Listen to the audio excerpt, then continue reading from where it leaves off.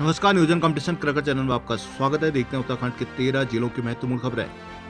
पटना, नीतीश कुमार बने 10वीं बार बिहार के मुख्यमंत्री। देहरादून, रोडवेज की चलती बस में कंडक्टर की हुई मौत। रोडवेज की चलती बस में कंडक्टर अचानक बेहोश होकर गिर गया। ड्राइवर ने निजी अस्पताल पहुंचाया तो डॉक्टरों ने मृत घोषित कर दिया। रोडवेज पर्वतीय डिपो के सहायक महाप्रबंधक राकेश कुमार ने बताया कि यह बस गुरुवार सुबह 7 बजे रेलवे स्टेशन स्थित मंसूरी बस अड्डे से रुद्रप्रयाग के तिलवाड़ा जा रही थी। जैसी बस जोगीवाला के पास पहुंची तो कंडक्टर हनुमान सिंह 53 वर्षीय निवासी चोपड़ा बड़ियालगढ़ टिहरी अचानक बेहोश होकर गिर पड़ी। ड्राइवर ने तत्काल बस को जोगीवाड़ा कट से वापस मोड़कर निजी अस्पताल पहुंचाया, लेकिन डॉक्टरों ने उन्हें मृत घोषित कर दिया। सहायक महाप्रबंधक ने बताया कि जब कंडक्टर ड्यूटी पर आए थे तो वो स्वस्थ दिख रहे थे। देहरादून में नर्सिंग अधिकारी बनने के लिए देनी होगी परीक्षा।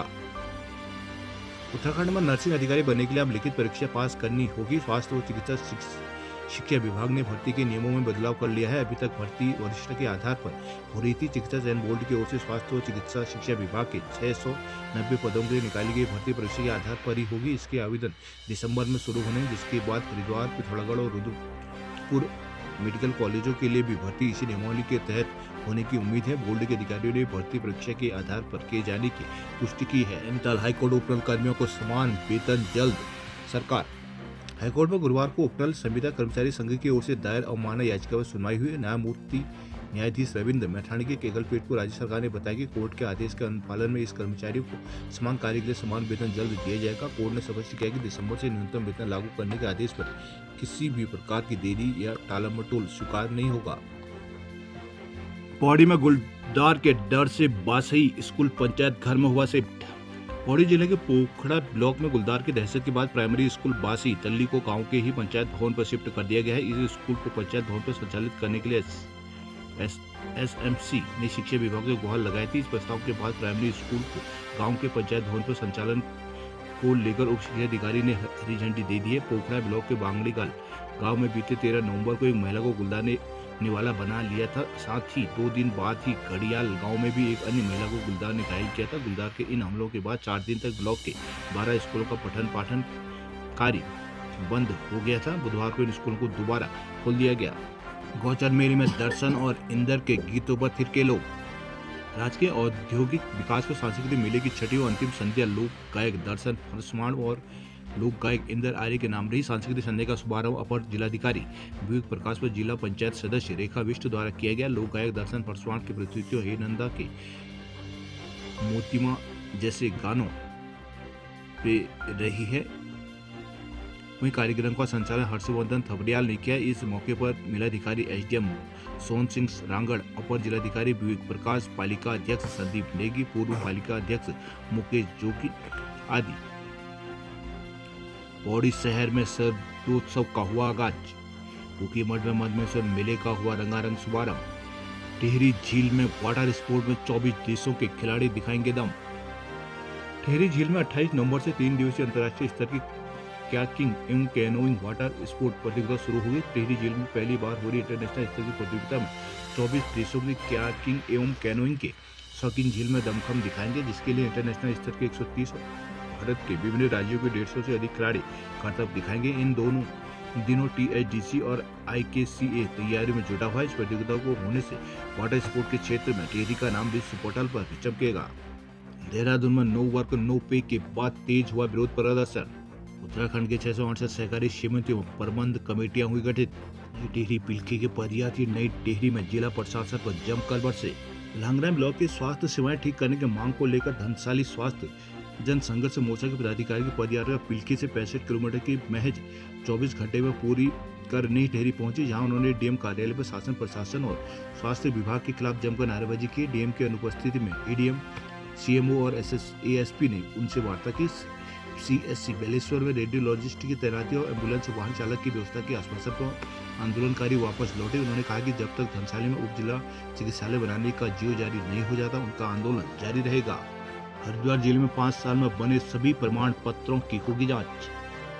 हरिद्वार में पिछले 5 वर्षों के दौरान जारी किए गए स्थायी और अन्य प्रमाण पत्रों की अब प्रशासनिक स्तर पर जांच की जाएगी। प्रमाण पत्रों को गलत तरीके से जारी किए जाने की शिकायतें सामने आने के बाद जिलाधिकारी ने गुरुवार को संबंधित विभागों को रैंडम सैंपलिंग के आधार पर जांच शुरू करने के आदेश जारी कर दिए हैं। जांच प्रक्रिया की निगरानी के लिए एक विशेष टास्क फोर्स भी बनाई जा रही है जो नियमित रूप से समीक्षा करेगी। जिलाधिकारी मयूर दीक्षित ने कहा कि प्रमाण पत्र किसी भी नागरिक के अधिकार और सरकारी योजनाओं से जुड़ाव का आधार होते हैं, इसलिए इनमें किसी भी प्रकार की गड़बड़ी सहन नहीं की जाएगी। सभी प्रमाण पत्रों की एक एक करके जांच होगी, बल्कि विभाग रैंडम तरीके से चयनित प्रमाण पत्रों की गहन पड़ताल करेगा, जिससे उन दस्तावेजों की पहचान की जाएगी जो संदिग्ध परिस्थितियों में जारी किए गए हैं। जिलाधिकारी ने स्पष्ट किया कि शिकायतों में सत्यता मिलने पर दोषियों के खिलाफ कार्रवाई तय है। सूत्रों के अनुसार बीते वर्षों में बड़ी संख्या में प्रमाण पत्र जारी किए गए, जिनमें से कई को लेकर स्थानीय स्तर पर आपत्तियां दर्ज कराई गई हैं। आरोपों के कुछ मामलों में पात्रता मानदंडों को दरकिनार कर स्थायी और अन्य प्रमाण पत्र जारी कर दिए गए। हरिद्वार में अखाड़े कुंभ को लेकर साधु समाज के उठाए सवालों पर अखाड़ा परिषद ने दिया जवाब। 2027 में प्रस्तावित अर्ध कुंभ को लेकर सवाल उठाने वाले संतों के खिलाफ अखाड़ा परिषद अध्यक्ष ने अपना बयान दिया है।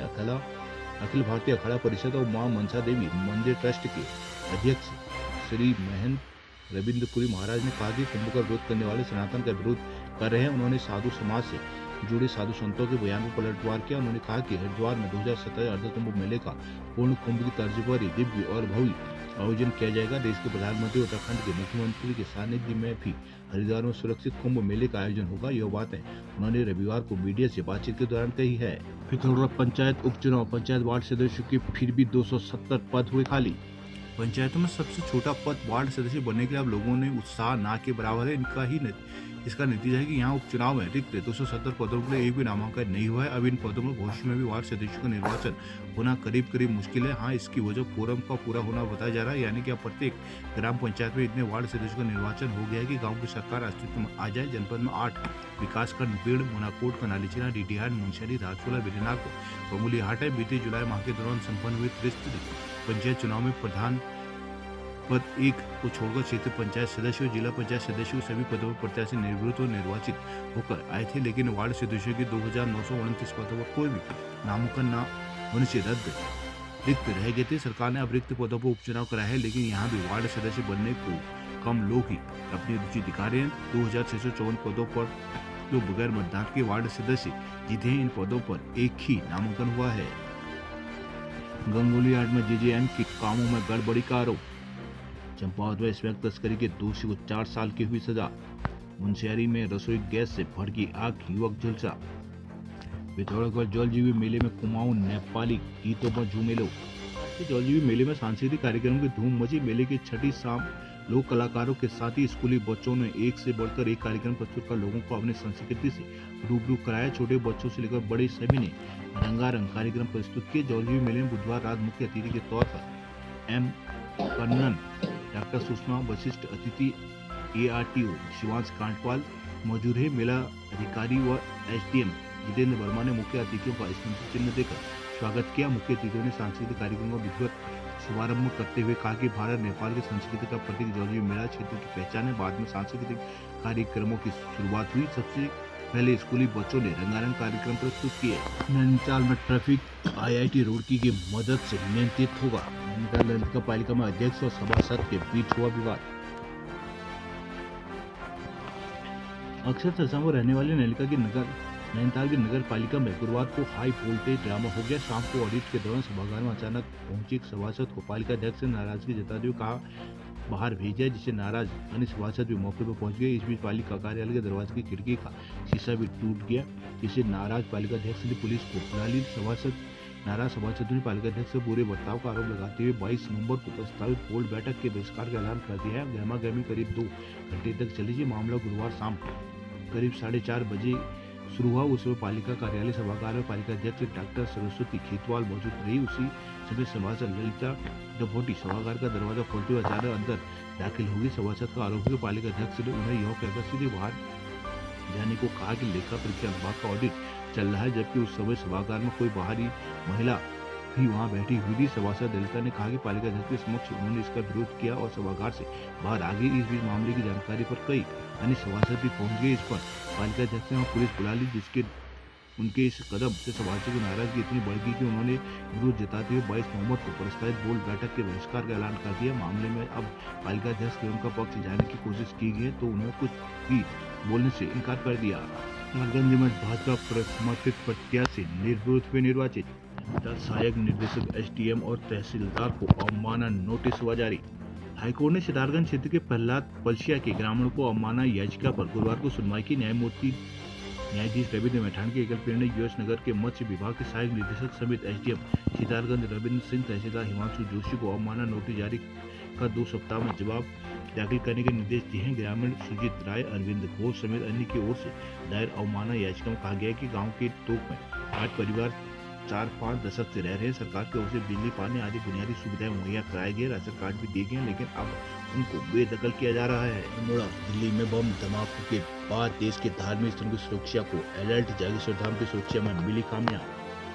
धार्मिक स्थलों की सुरक्षा को लेकर जारी अलर्ट के बाद जिले की सुरक्षा एजेंसी गुरुवार को जागेश्वर धाम पहुंच गई। यहाँ धाम के सेफ्टी ऑडिट की समीक्षा की गई तो सुरक्षा में तमाम खामियां मिली। इस पर इन खामियों को दूर करने के निर्देश जारी किए गए हैं। बीते 10 नवंबर को दिल्ली में हुई कार ब्लास्ट के बाद सुरक्षा एजेंसियां तपन्नी है, जिसके बाद से धार्मिक स्थलों की सुरक्षा के लिए अलर्ट जारी किया गया है। इसका असर अल्मोड़ा में भी देखने को मिला है। गुरुवार को एसएसपी देवेंद्र पीचा के नेतृत्व में IBLIU सहित अन्य सुरक्षा एजेंसी जागेश्वर धाम पहुंच गई। एकाएक टीमों को देख हड़कंप मच गया। अधिकारियों ने जागेश्वर धाम की सुरक्षा का ऑडिट किया। टीम ने पाया कि जागेश्वर धाम में मास्टर प्लान के तहत केवल मंदिर में ही सीसीटीवी कैमरे लगे हैं। मंदिर के बाहर, बाजार या रामलीला मंच के पास कोई भी सीसीटीवी कैमरा नहीं है। प्रवेश द्वार पर भी लगे सीसीटीवी कैमरों से सुरक्षा मापी जा रही है। बागेश्वर में गड़िया बग्वाल का रंगारंग आगाज। ग्राम पंचायत पौथी में आयोजित लोक त्योहार और मेले गड़िया बग्वाल शुरू हो गए। दिन रात चलने वाले इस महोत्सव का शुभारंभ गांव के सबसे बुजुर्ग नैन सिंह दानू ने रिबन काटकर शुरू किया। विधायक सुरेश गड़िया ने कहा कि गड़िया बग्वाल त्योहार हमारी पुरातन संस्कृति का परिचायक है, जिसके माध्यम से हमारी युवा पीढ़ी को लोक संस्कृति, लोक कला व लोक संगीत के विभिन्न आयामों से परिचित कराने में मददगार भी साबित हो रहा है। गांव में आयोजित कार्यक्रम में कहा कि हमारे पूर्वजों द्वारा आयोजित के एक धरोहर को संजो रखा है, जिसके संरक्षण संवर्धन हेतु हम सबकी नैतिक जिम्मेदारी हम सभी से इस धरोहर को संजोए रखना है, ताकि आने वाली पीढ़ी इस अमूल्य धरोहर को और अधिक सशक्त बना सके। दिन में सांस्कृतिक कार्यक्रम आयोजित हुए, जबकि रात में घोड़ा व चांचरी का भी आयोजन होगा।